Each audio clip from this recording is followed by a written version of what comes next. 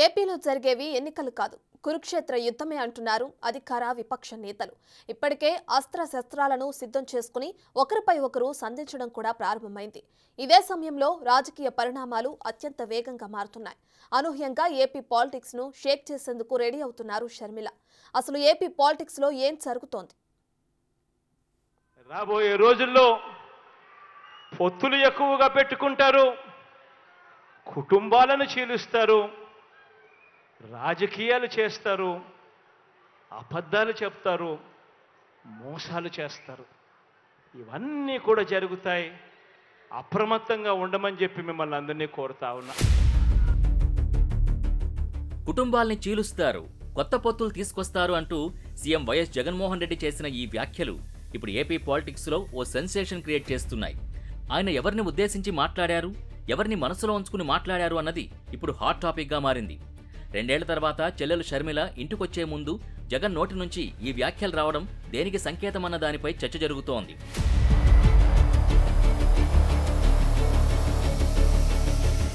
వైసీపీలో ఇన్ఛార్జీల మార్పుతో మొదలైన అసంతృప్తుల జ్వాల ఇప్పుడు ఆకాశాన్ని అంటుతోందన్న టాక్ వినిపిస్తోంది.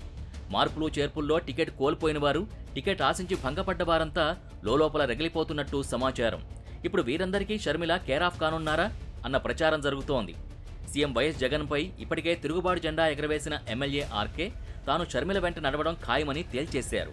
అంతేకాదు ఇంకెంతమంది వస్తారో చూడాలంటూ మరో బాంబు పేల్చారు. నేను కొత్తగా చేరబోతా ఉన్న పార్టీలో ఇంకా చేరలా. నాకన్నా మరి ఎన్ని ఒడిదుడుగులు ఎదుర్కొంటా కూడా కాంగ్రెస్ పార్టీ నడుస్తూనే ఉంది. అందులో నాయకులందరూ కూడా పనిచేస్తూనే ఉన్నారు. వాళ్ళ తర్వాత వరుసలోనే ఉంటాను, కానీ వాళ్ళకన్నా ముందు వాళ్ళతో సమానంగా ఉండాలని కోరుకోవడం కూడా కరెక్ట్ కాదనేది నా భావన. ఆ రోజున ఆ కాంగ్రెస్ పార్టీ పెద్దలు ఏ నిర్ణయం తీసుకుంటే ఆ నిర్ణయం ప్రకారమే పనిచేసుకుంటామండి. సార్, ఫస్ట్ ఎమ్మెల్యే మీరే కదండి పార్టీలో? నేనేనండి, ఆంధ్రప్రదేశ్ నుంచి నేనే. ఇప్పటి వరకు మరి ఇంకెంతమంది వస్తారో నాకైతే ఐడియా లేదు. సెకండ్ లిస్టులో టికెట్ కోల్పోయిన సిట్టింగ్ ఎమ్మెల్యేల అనుచరులు కూడా ఆందోళనలకు దిగుతున్నారు. తమ నేతకే టికెట్ ఇవ్వాలంటూ నిరసన చేపడుతున్నారు.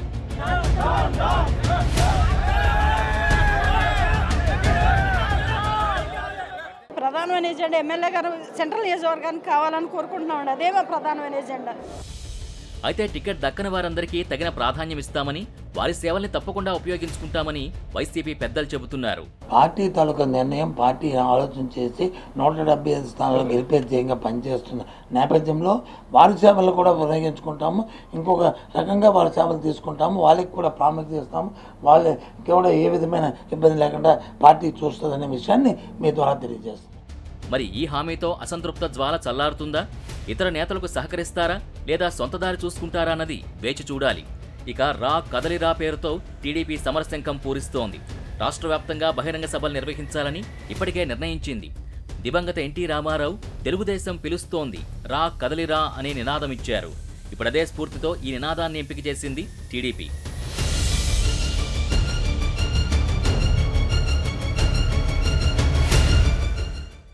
ఎన్నికల సమయం దగ్గర పడుతున్నా పొత్తుల విషయంలో నోరు మెదపడం లేదు భారతీయ జనతా పార్టీ. ఓవైపు కాలం కరిగిపోతున్నా కేంద్ర కార్యాలయం నుంచి రూట్ మ్యాప్ అందలేదన్న సమాధానమే వస్తోంది తప్ప ఎటూ తేల్చడం లేదు కమల్నాథులు. మరోవైపు టీడీపీ జనసేన మధ్య సీట్ల కేటాయింపుపై మరికొన్ని రోజుల్లో ఓ స్పష్టత వచ్చే అవకాశం ఉంది. మరి బీజేపీ ఆలస్యం ఆ పార్టీకి చేటు చేస్తుందా లేదా అన్నది మరికొన్ని రోజుల్లో తేలిపోనుంది.